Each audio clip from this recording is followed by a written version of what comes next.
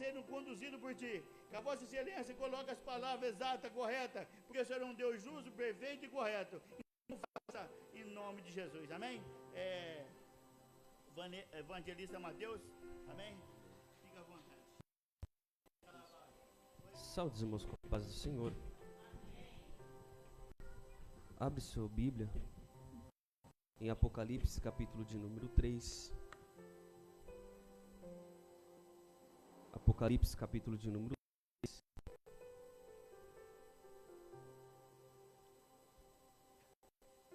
É o terceiro dia desta campanha.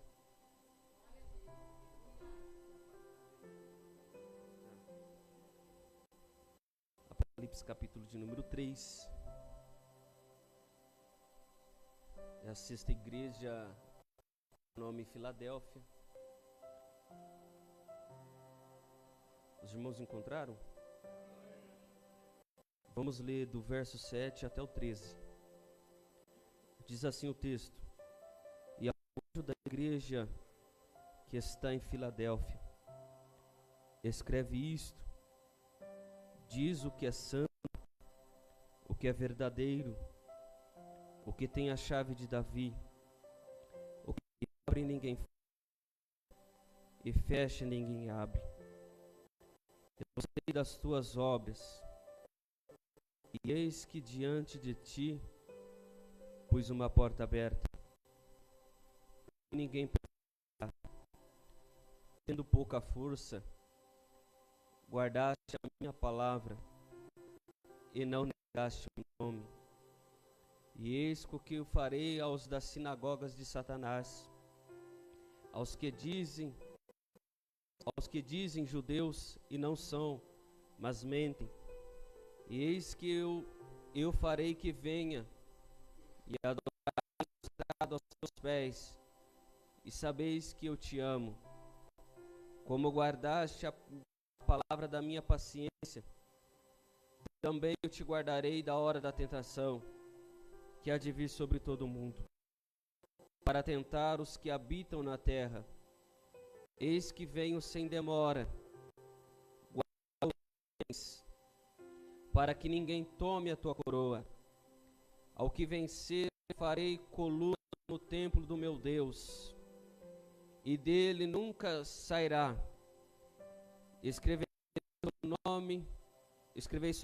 Escreverei sobre ele o nome do meu Deus, e o nome da cidade do meu Deus, a Nova Jerusalém, que desce do céu, do meu Deus, e também meu novo nome. Quem tem ouvido, ouça o que o Espírito diz às igrejas. Podei-vos assentar.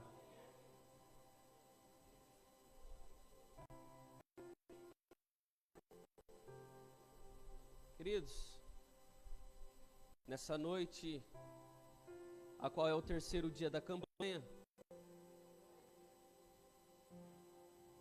essa igreja, João nos escreve, é uma das 7 igrejas do Apocalipse. João, ele vai escrever para a igreja, depois ele vai escrever para a igreja de Esmirna, Pérgamo, Tiatira, Sardes, Filadélfia e Laodiceia.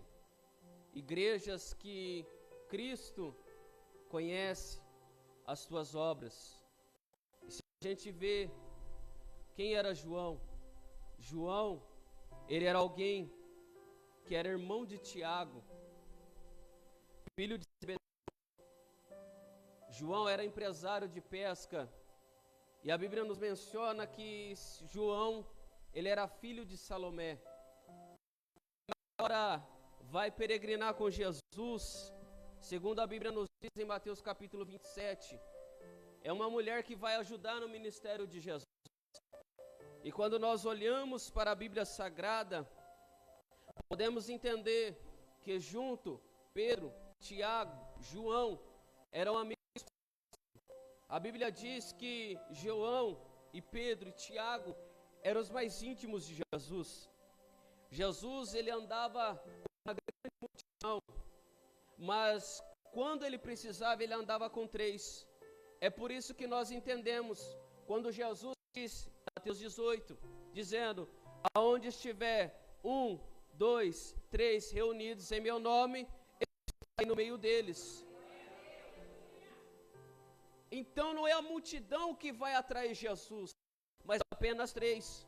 Quando nós lemos a Bíblia Sagrada, Pedro, Tiago e João, eles vão na casa de Jairo com Jesus, Marcos capítulo de número 5. Você vai observar que quando Jesus está no Monte da Transfiguração, quem está lá? Pedro, Tiago e João. Você vai observar que na história de Pedro, Tiago e João, sempre esteve do lado do mestre. A Bíblia diz que João era o mais íntimo de Jesus, até ele ponto de ele dizer, discípulo amado. João é aquele que reclinou sua cabeça ao peito de Jesus.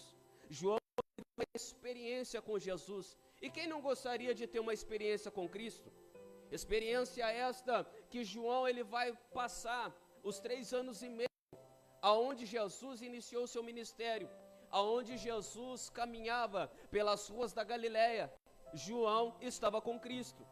João, ele foi com Jesus até o fim. Será que você consegue ir com Jesus até o fim? João, ele vai até o Calvário, o Gólgota, aonde Jesus está sendo crucificado, mas João está lá. João não é aquele discípulo que disse, mestre, se for contigo, eu vou até o fim. Mas a Bíblia diz que na hora da adversidade todos fugiram. Mas João, ele persistiu.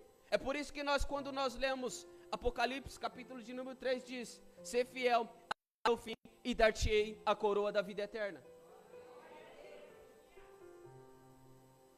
O importante não é como você começa, o importante é você ser fiel até o fim. Porque tem gente que começa até bem, mas no decorrer ele vai se desviando. Quem não lembra de Saul? Saul, ele começou seu reinado a mil vapor, no 220. Mas a Bíblia diz que chegou ao ponto de dizer, até quando terás dó de Saul, havendo eu rejeitado? Por causa da desobediência. E a Bíblia diz que João, ele é chamado de discípulo amado. João, ele nos escreve no seu capítulo 1, versículo 14, e o verbo se fez carne e habitou entre nós. João, ele vai nos dizer na sua primeira epístola, dizendo, olha, os nossos olhos viu, palpou, e o verbo se fez carne. João era alguém que era de Jesus. Jesus só procura aqueles que são íntimos dele. É por isso que João, ele está na ilha de Pátimo, ele está isolado, ele está lá no mar Egeu, mas a Bíblia diz que aquele que foi morto e reviveu, apareceu para ele. Ele vai dizer, João, eis que fui morto e reviveu. Só que dentro do período onde o apóstolo João está vivenciando, não é um dos dias melhores. Quando nós vemos no decorrer da história, a partir do Ato dos Apóstolos, até o seu capítulo 28, vamos ver uma grande perseguição contra a igreja. E a Bíblia diz que começou a levantar um monte de imperador. Um dos principais imperadores da era apostólica da igreja, chamado de Nero. Nero era alguém que foi enumerado rei. Ele era o rei da dinastia. A sua mãe era Agripina e seu tio Calígula. Nero, por desejo, ele pega e mata a sua mãe, por causa que ele se sentia ameaçado. E a história nos diz que dentro desse período, Nero agora quer construir uma Roma melhor. Nero agora ele quer pegar e construir uma Roma imperial. Só que a história vai nos dizer que Nero agora ele coloca de 14 bairros, 10 foram incendiados. E quem? Os judeus, os cristãos. A história diz que naquele dia faltou madeira para colocar os cristãos vivos, aonde eram aliados. Aí você acha que você passa por perseguição só porque alguém falou do teu nome, só porque alguém disse contra você. Não, a maior perseguição está inserida em Atos capítulo de número 5, vai nos dizer que concederam a ele e foi chamado ao apóstolo, olha, levam açoites, levam varas, mas eles saíram alegres. Desencadeou uma grande perseguição contra a igreja. Só que quando nós lemos Hebreus capítulo de número 11, versículo 3, que uns experimentaram açoites, cadeias, prisões, e foram apedrejados, cerrados, torturados, mortos ao fio da espada. Mas eles lembraram que Jesus disse em Mateus capítulo de número 5, versículo de número 11, vai dizer: bem-aventurado quando sois forem injuriados, perseguidos, disseram todo mal contra vocês por causa da minha causa.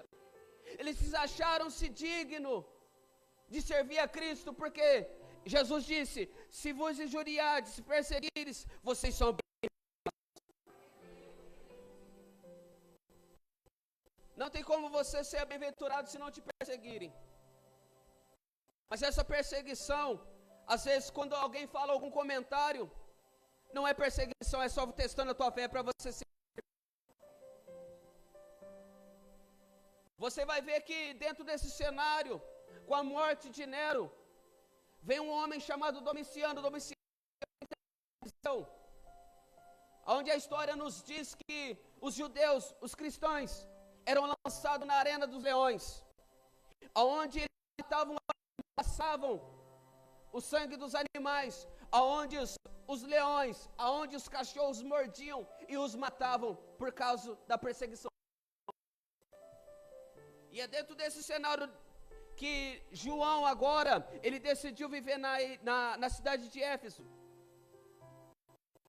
E vai dizer que agora João ele vai decidir viver na cidade de Éfeso.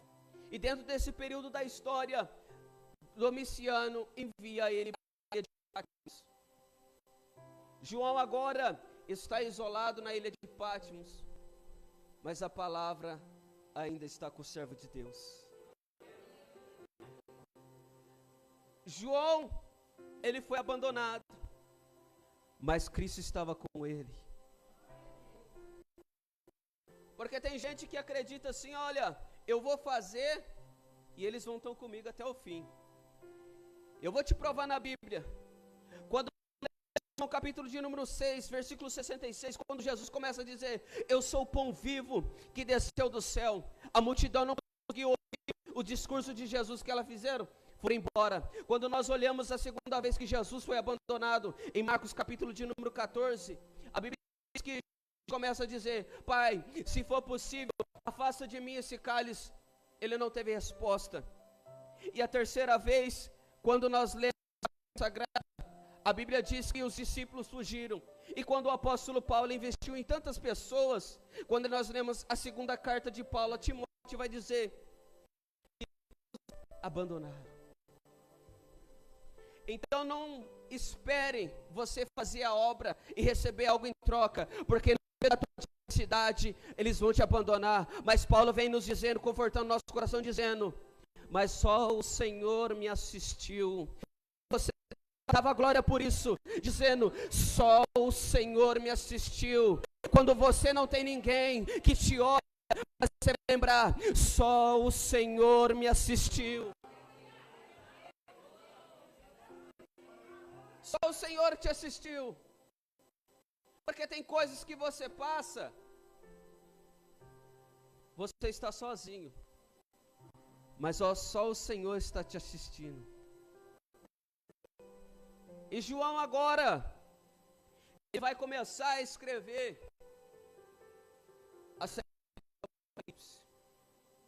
a primeira igreja que João escreve é a igreja de Éfeso. Essa igreja, ela faltava o amor.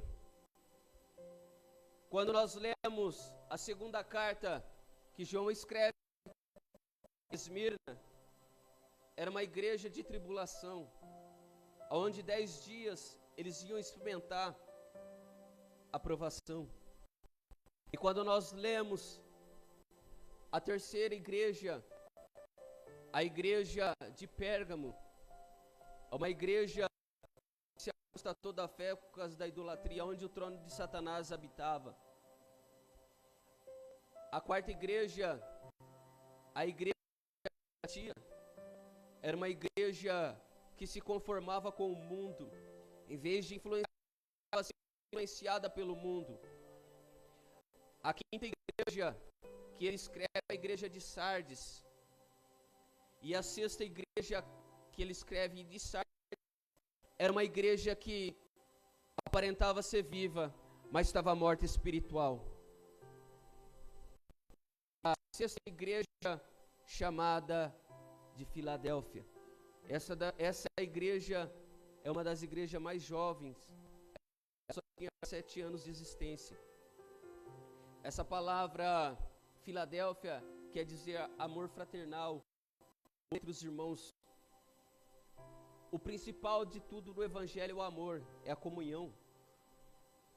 Filadélfia, ela está unida diante das suas dificuldades. Para uma igreja que força, Jesus a parabeniza, dizendo, pela sua fidelidade, tem pouca força por ser pequena, mas ela era formada de poucos números de pessoas. Ela guardou a palavra. Tem gente que precisa de grande multidão. Não, você precisa ser pouco, mas guardando a palavra. Ela tinha pouca força, mas Jesus aplaude ela dizendo, mas guarda a minha palavra. A igreja de Filadélfia, ela não tinha poder, ela não tinha influência, mas ela tinha autoridade e poder de guardar a palavra. Só que você vai observar nas outras igrejas, a igreja tinha fama, a igreja de Sardes, fama de quem estava viva, mas está morta. O cuidado que nós temos que entender é que quando a gente passa a ter fama lá fora, nós estamos mortos espiritualmente. Quando nós queremos ser reconhecidos pelos homens da terra, nós estamos mortos. Porque Jesus disse para a igreja de Sardes, tem aparência de que vives. Sardes era uma igreja operosa. Sardes era uma igreja que trabalhava. Aos olhos da sociedade era uma igreja que estava viva, mas para Cristo ela estava morta. E pensa que você está dando para o mundo aí fora, ou você está sendo influenciado?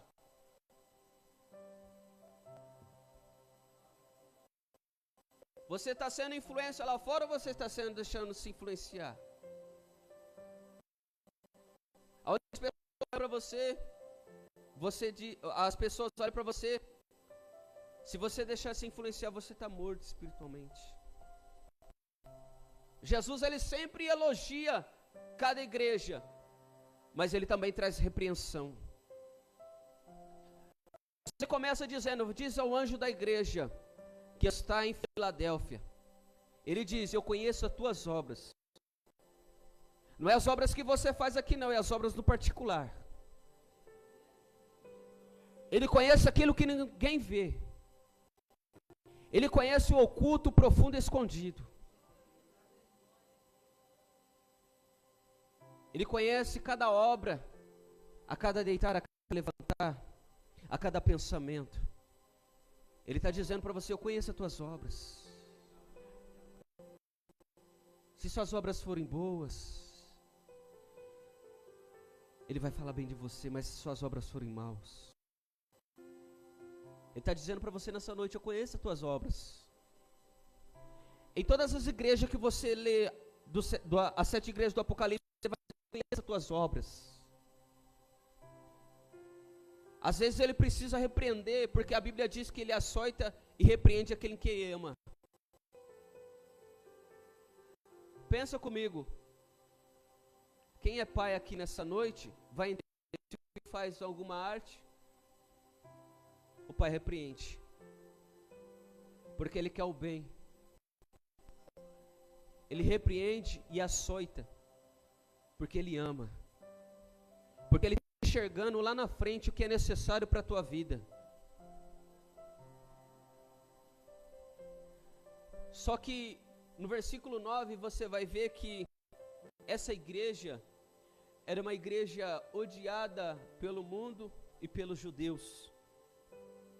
Porque os judeus acreditavam dizendo que eles não eram descendentes de Abraão, eles se opunham. E a igreja começou a passar forte opressão no sistema. Mas Jesus estava dizendo para ela, mas tem uma porta aberta. Talvez você não pode ser não é conhecido, mas Jesus está dizendo para você, tem uma porta aberta para você nessa noite.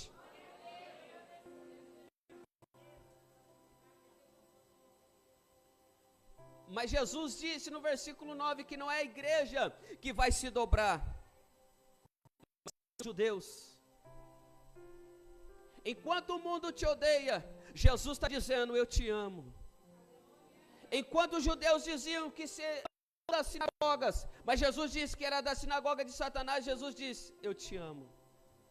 O mundo pode te desprezar, a tua mãe pode desprezar, a família pode desprezar, mas Jesus está te dizendo, eu te amo.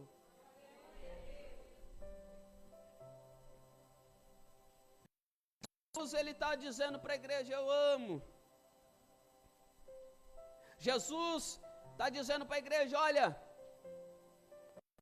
vocês guardaram a minha palavra, eu também vou te livrar da hora da tentação. Enquanto uns procuram aquilo que lhe agrada, mas a Assembleia de Deus ainda está firmada na palavra. É a palavra que vai lá no céu. Não é a perseguição, não é a calúnia que vai te fazer você, mas é a palavra de Deus. Quando Jesus disse, eu conheço as tuas obras, e eis que diante de ti eu pus uma porta aberta, e ninguém pode fechar. Essa porta aberta que Cristo está concedendo à igreja é autoridade. Quando nós lemos Mateus capítulo 16, Jesus chega em Cesareia de Filipe.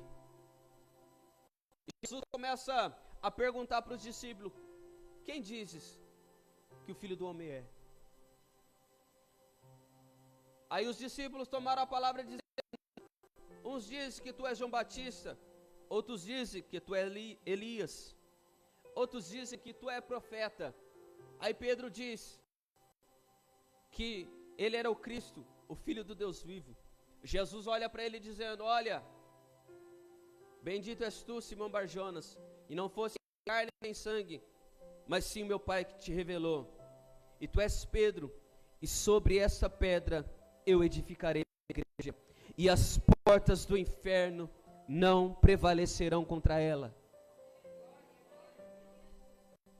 Jesus disse que as portas não prevaleceriam contra a tua igreja. O homem pode até tentar fechar, mas as portas vão continuar abertas, porque só ele tem o poder para fechar a porta. Jesus também concede aos discípulos dizendo que a autoridade de fechar a porta está sobre os discípulos, porque nós temos a autoridade de ligar e desligar, porque Jesus disse, tudo que ligares na terra será ligado no céu, e tudo que desligares da terra será desligado do céu. Então cabe a nós manter essa porta aberta, porque tudo que nós ligarmos aqui em concordância será ligado no céu, e tudo que nós desligarmos aqui será desligado no céu. Você vê que Jesus, ele vai dizer, não negaste o meu nome. O que é se negasse o meu nome? A Bíblia diz em Mateus 10:32, aquele que confessar a mim diante dos homens, eu confessarei meu Pai. Porque tem gente que tem vergonha de assumir que é crente. Às vezes teu colega da faculdade, de serviço, está conversando com você, aí você diz, eu só vou de vez em quando. Se você negar a Cristo aqui na terra, Ele vai te negar no céu. Não se envergonhe daquilo que Cristo te chamou. Ele morreu numa cruz, para que a cruz era para mim e para você. Mas Ele morreu e nos deu autoridade, nos deu poder, e nos capacitou para um dia nos levarmos para morar no céu. Agora você se envergonha dele, e quando chegar lá no céu, Ele vai dizer, aqueles que não negarem, Ele vai dizer, vinde benditos de meu Pai, e aqueles que negarem a mim, porque eu não vos conheço.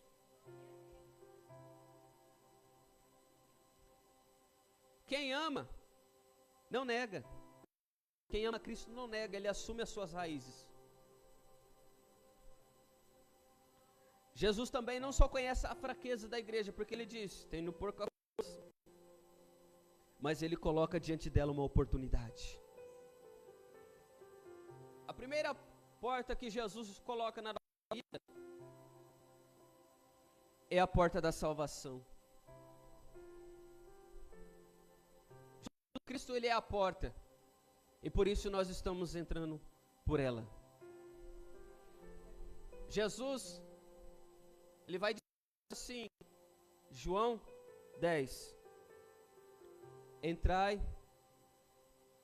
pela porta, eu sou a porta, se alguém entrar por mim, salvar-se-á, e entrará e sairá e alcançará pastagem. Além de você entrar pela porta, tem provisão. Ele disse, entrai, eu sou a porta, e se alguém entrar por mim, salvar-se-á, e entrará e achará pastagem, provisão. Ele também usa uma figura de expressão. Quando nós lemos Mateus, Jesus diz assim, Mateus capítulo 7, versículo de número 14, porfiai por entrar pela porta estreita, porque larga e espaçoso é o caminho que conduz. Tem gente que não quer entrar pela sua porta estreita, eles preferem a porta larga. Quantas pessoas deixou de estar aqui no culto por causa da chuva, por causa do frio, ou pelo filme que vai passar, ou está na sorveteria, ou está no cinema?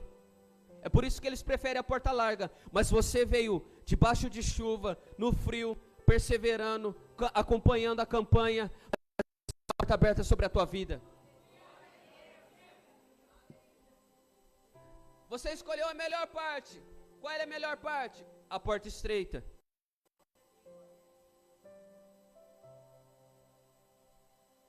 Porque Jesus, ele fala assim, que tem duas portas. A porta da salvação, e elas estão abertas. A primeira porta é para você, da salvação. A segunda porta é a porta da evangelização. Jesus, ele convida as pessoas para entrarem pela porta estreita, mas ninguém quer entrar pela porta estreita, porque pela porta estreita eu não consigo carregar bagagem. Pela porta estreita eu não consigo carregar mala. Pela porta estreita eu não consigo carregar aquilo que eu fazia, porque pela porta estreita eu tenho que abandonar as coisas. A porta estreita nos traz renúncia. A porta estreita, ela leva para morar no céu. Mas nem que for gatinhando, rastejando, mas continua pela porta estreita.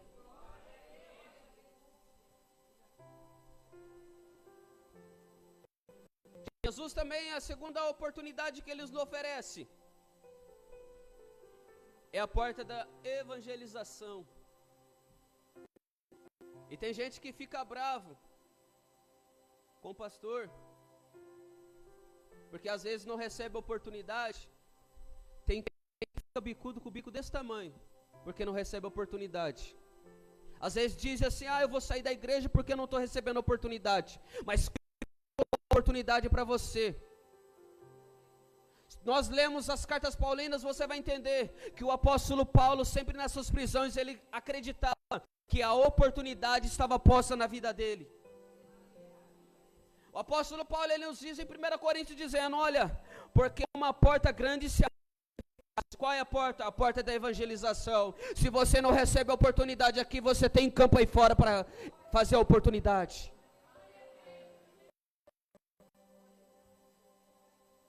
Jesus, ele colocou uma porta para você. Jesus quer que você não só adore aqui, mas lá fora. Jesus está colocando para você todos os dias a oportunidade. Um colega de serviço, talvez a tua vizinha, talvez o teu vizinho da frente, e você não enxerga como oportunidade. Paulo, ele chega a nos dizer que as coisas que aconteceram na vida dele contribuíram para o bem maior do evangelho. Às vezes nós queremos brigar por dentro, mas nós temos a oportunidade de fazer o evangelismo. Paulo, ele entendeu que as prisões dele eram uma oportunidade de ganhar almas. Talvez você não está tendo oportunidade, mas Deus está te dizendo, olha, tem almas lá fora precisando.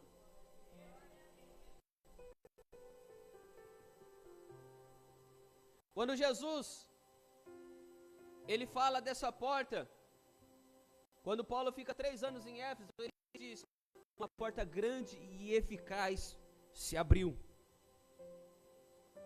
Ele chega assim, ó, para os irmãos de Colossos, que orasse, para que a porta se abrisse para eles. Ele está preso, mas ele pede para a igreja de Colossos, ore, porque a oportunidade... Não, talvez você não entendeu. Continue perseverando na oração que a oportunidade vai surgir.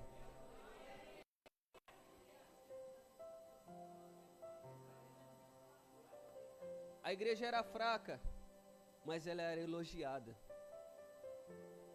Enquanto uns esperam receber aplausos humanos, aquele famoso tapa nas costas, eu sou contigo, essa igreja não recebeu o elogio, mas Jesus disse que ia guardar ela. Ela era pobre, mas sua maior riqueza, a palavra de Deus. Eles enfrentavam uma oposição onde eles não podiam cultuar na sinagoga. Mas Jesus disse para ela, tem uma porta aberta para você. E ninguém pode fechar. Enquanto um homem fecha uma, Deus abre outra. Enquanto as portas se fecham, lá na frente Deus está abrindo outra oportunidade para você. Eles alegavam que eles não eram, eles negavam isso, que não era um povo verdadeiro, mas Jesus disse que eles pertenciam a Satanás. Jesus disse que guardaria a sua igreja da tribulação que há de vir sobre o mundo. Jesus, essa igreja, Jesus promete guardar ela no dia da adversidade. A igreja hoje, ela tem que ser fiel. Porque Jesus disse que aquele que for fiel até o fim, dar-te-ei a coroa da vida eterna. Naquela cidade havia também grandes terremotos, onde as pessoas se dispersavam, viviam em campinas, colinas. Aí Jesus olha para a igreja e diz, ao que vencer. Ele não diz ao que voltar para trás, aquele que retroceder, aquele que ficar se lamentando pelas coisas que aconteceram, mas ele falou assim, ao que vencer, vai coluna no templo do meu Deus. Ele é o Cristo que faz as promessas para a igreja. Ele disse, ao que vencer. Se você parar, como é que você vai vencer? Não desista, continue prosseguindo. Continua prosseguindo para o alvo. Porque Paulo diz assim em Filipenses 3, olhando, esquecendo-me das coisas que ficaram para trás, e prossigo para o alvo. Esse alvo se chama Jesus Cristo. Esqueça o que passou. Aquilo que ficou para trás não volta mais, mas continue perseverando para o alvo de Cristo.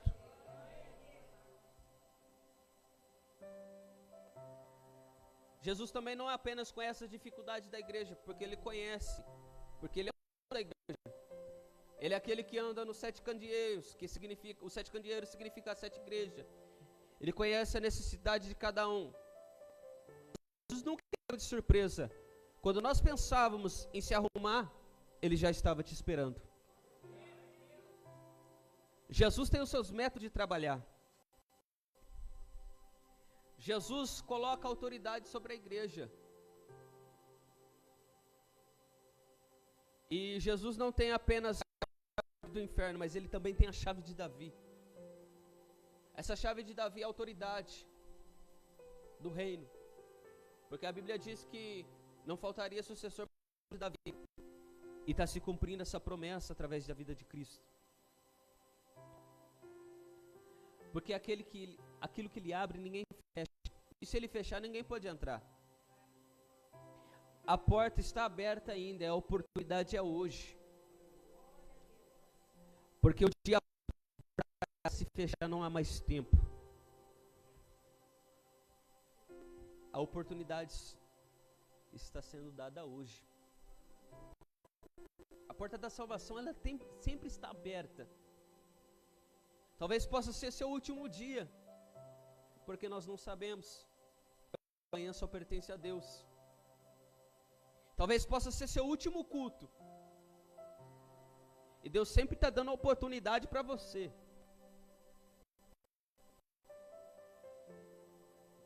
E Jesus, fechando, vou encerrar. Jesus faz uma condição que vencer. Uma nova segurança. Enquanto você passa por tribulação, você vai estar em segurança. Essa segurança que Cristo vai nos dar na nova Jerusalém, onde não haverá mais choro, nem pranto, nem tristeza, angústia, perseguição. E além de prometer ao que vencer, Ele vai dar um novo nome. Esse nome que você carrega hoje lá no céu não vai existir mais. As dificuldades que você passou, a cada lágrima que você chorou, lá no céu não haverá mais dor, nem pranto. E Ele diz que vai enxugar do todo olho, toda lágrima. Vale a pena sofrer por Cristo aqui na terra, porque há um galardão no céu esperando a tua igreja.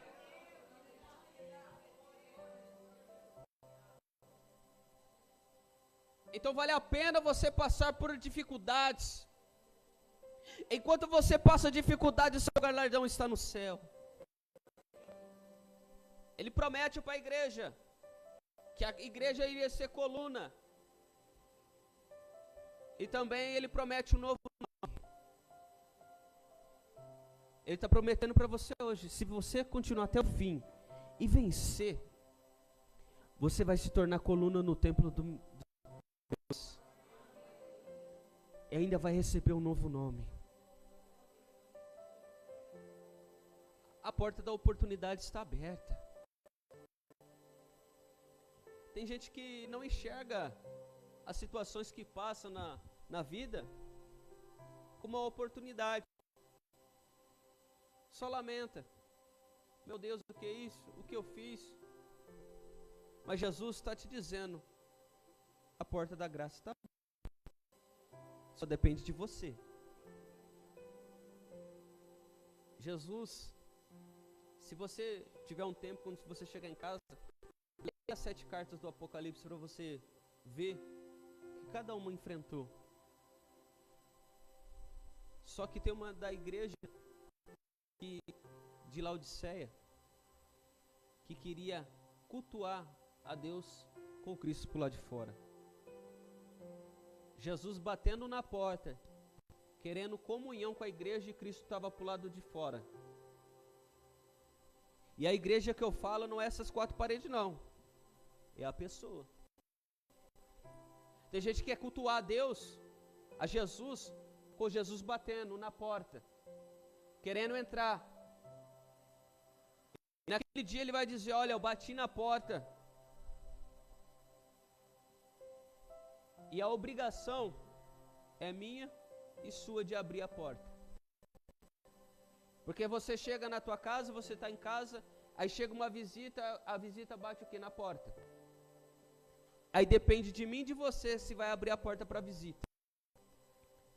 Jesus está batendo na porta do teu coração, dizendo para você: olha, eu quero entrar, eu quero ter comunhão.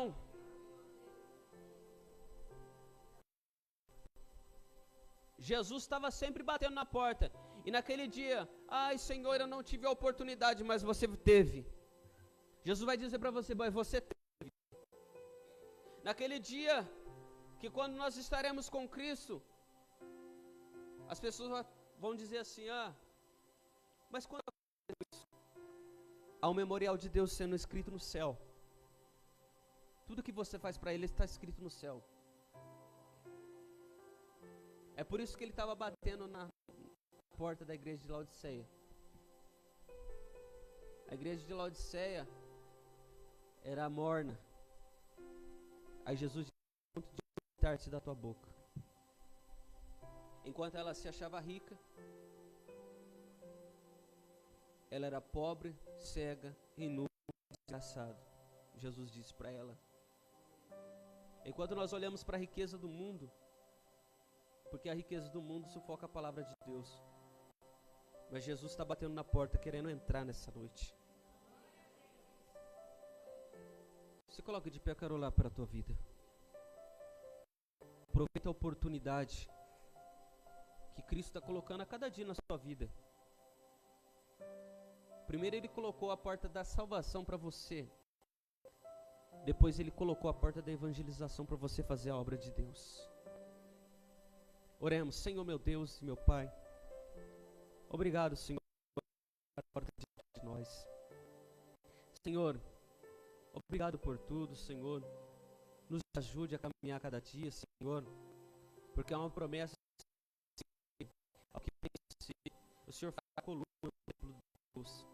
Pai, nos ajude cada dia, Senhor. Meu Deus, que o Senhor possa abençoar a tua igreja, Senhor, e que a tua igreja